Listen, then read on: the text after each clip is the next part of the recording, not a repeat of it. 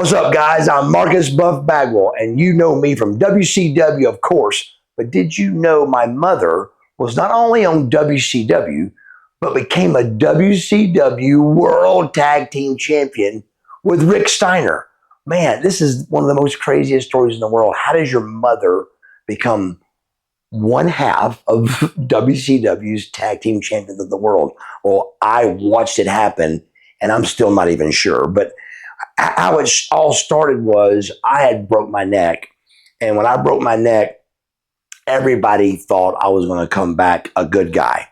Well, Eric was determined to bring me back as a heel, bring me back as a bad guy. And man, my family was physically, mentally, and physically upset about me being a bad guy. I had thousands of letters in the hospital of people that were praying for me. It was crazy, bro. And then Eric turns me a heel, which I didn't really care that much about it, but my parents were invested with their son was paralyzed and almost died, and these fans cared about it enough to write letters and tell them how much they supported me. So it was a big deal when Eric turned me heel. Eric Bischoff turned me heel. Well, part of that, even the boys were a little bit shocked, and I think Rick Steiner was shocked about it. But at the time, my mother she worked for me. She was my mother and my secretary, kind of, so to speak. She was a great mom, but she was also a great secretary, so a great business person. So she ran my company, The Real Buff Inc., and Dad helped out too. But during this, she helped out Rick Steiner a lot. So her and Rick Steiner became friends.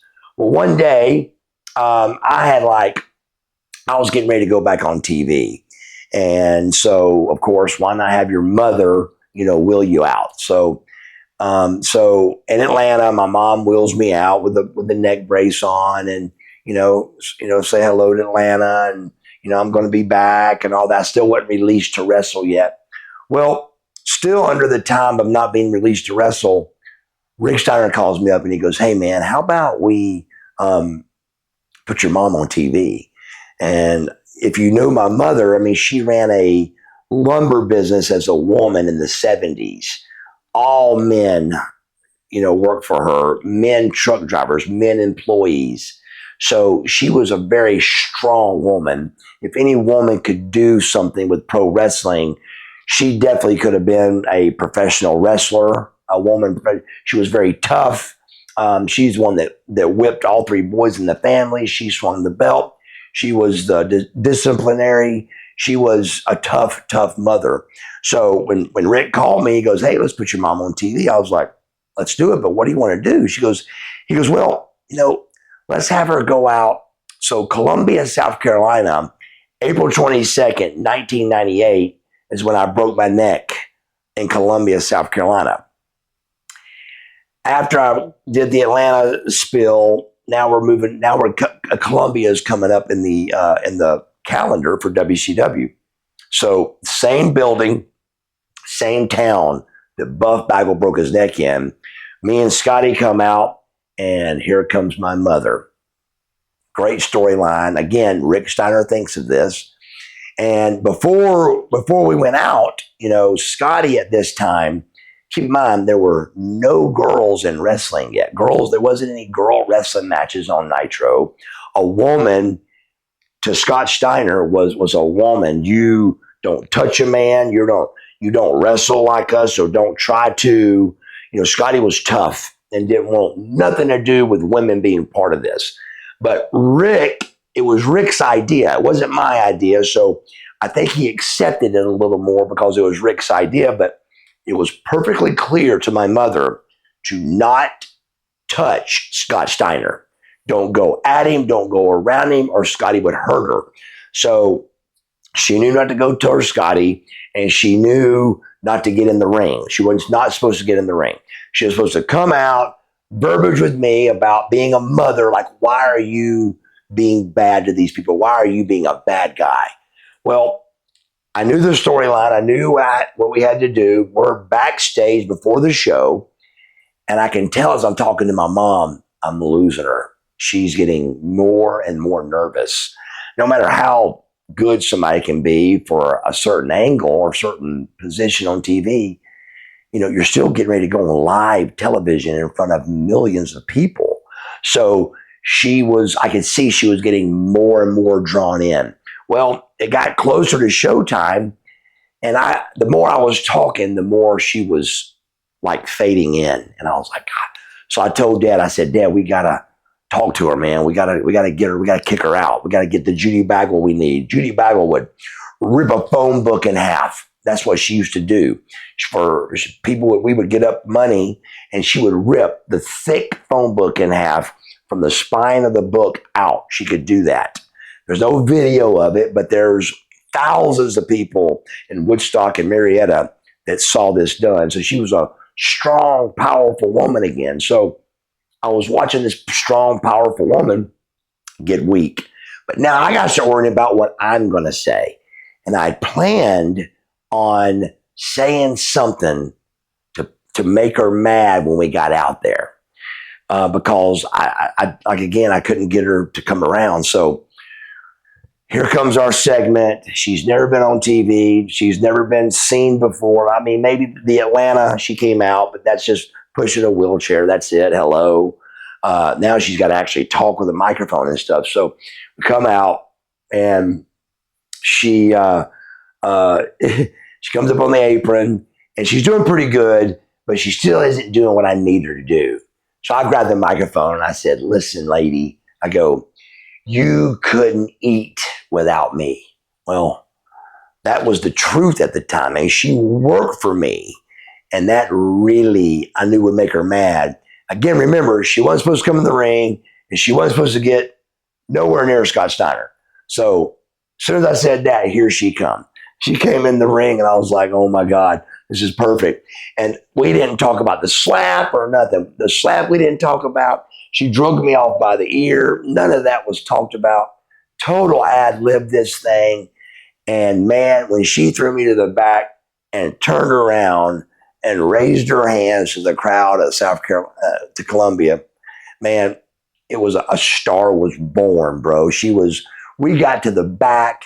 Hulk Hogan to Chris Benoit was clapping, going, oh my God, that was great. It was a great segment. And man, she was up and running. That's how she got involved, and she wasn't the least bit reluctant on this. She loved the idea, but she got nervous, but she nailed the segment. And man, now we got our hands full with, okay, can your mother come next week? And I'm thinking, we need to get some money out of this. But at the same time, I'm making really good money, but my mother's, we got to start thinking about her getting paid for this. I think they paid her something weekly, but there was never no big money talked about. And my mother was starting to do some big things. So it comes where now she's on every Monday Night Nitro. I mean, she's slapping things off Ernest Miller's desk, and she's taking diamond cutters from Canyon cutters, and me and Canyon have the Judy Bagwell on the forklift match, and so this was toward the end of WCW anyway, and that's kind of what happened. But so Judy Bagwell on the forklift, Judy Bagwell became World Tag Team Champions along this time with Rick Steiner, one half. So it was just crazy stuff going on, and time to make the contract talk with Eric. So on an airplane ride, we'd been in Nitro. I think we were in like New York or something. And on the way home, well, first of all, at that Nitro, my mother was sick. And I remember Goldberg sat by her and helped her out because all the boys loved her. Goldberg sat beside her, and Rick was checking on her, and the Nitro girls were checking on her. And of course, I was too, and checking on my mother. And I couldn't even get close to her because Goldberg and them were all over and loving on her and stuff. But she was sick. She still performed that night, whatever she had to do on television, getting diamond cutted or in the back of a trunk of a car or whatever it was we did that night. But she was really, it was time to talk about money. So on the flight home, I come up and I'm in first class with Eric. I go over to Eric and I kneel down in front of his chair and we're talking on the airplane. And I go, look, man, I mean, she's worked really hard. I mean, come on, man, you know, let's get her something. And so we come up with a deal of, I mean, keep in mind, WCW is making bunches of money right now, man. So we come up with a $300,000 deal. I think it was $100,000 for 3 years, that kind of thing. But something, at least more than something, but a contract that my mother deserved. I mean, she was bruised, she was beat up. She was 55 years old getting diamond cutted. I mean, that's crazy, right? But so again, remember, she would have been sick at that nitro. So on that air flight home, she was a little bit sick. I get her a $300,000 deal, and this is a true story. She lands in Atlanta. I've got to get a wheelchair to get her out to my father. She gets in the car with my father and drives straight to the hospital, and she was never on TV again. No contract signed, no anything, and then WCW was over not too long after that. But the storyline we told was that me and Scott Steiner beat her up we beat her up, and that's why she was in the hospital, but it was truly her appendix bursted. So from her appendix bursting is what cost her $300,000, because she would have been paid that money no matter if WCW ended or not. Vince would have had to pay it or you know, bring her on TV with them. So it was really a crazy, sad ending to something that was extremely good. I remember going to a toy event where you sit. It was me, Goldberg, Nash, Sting, Luger, you know, top guys at a toy thing where you go up in front of all the manufacturers and they want to ask questions like, can we use your top hat? What kind of ideas do you got, man? And they would ask us questions. Well, when it was my turn to go, they said, can we start using your mother yet? And I'm like, I don't know. Do you have any questions for me? And they were asking questions about my mother. So she was really got over very fast. And it was really a crazy, kind of a sad ending to that. But my mother to this day, I think was remembered really well. Just recently on SummerSlam, there was a Judy Bagwell approved sign or something that came out, which is fantastic. Not above Bagwell, a Judy Bagwell. So she really made a name for herself, and it was great having Mom be on the road with me, and she was just a lot of fun.